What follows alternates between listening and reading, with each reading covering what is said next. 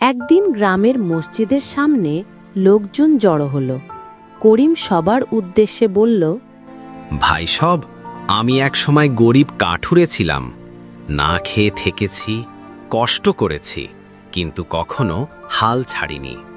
মনে রেখো, পরিশ্রম কখনো বৃথা যায় না, আর মানুষ বা প্রাণীকে দয়া করলে দয়া একদিন ফিরে আসবেই।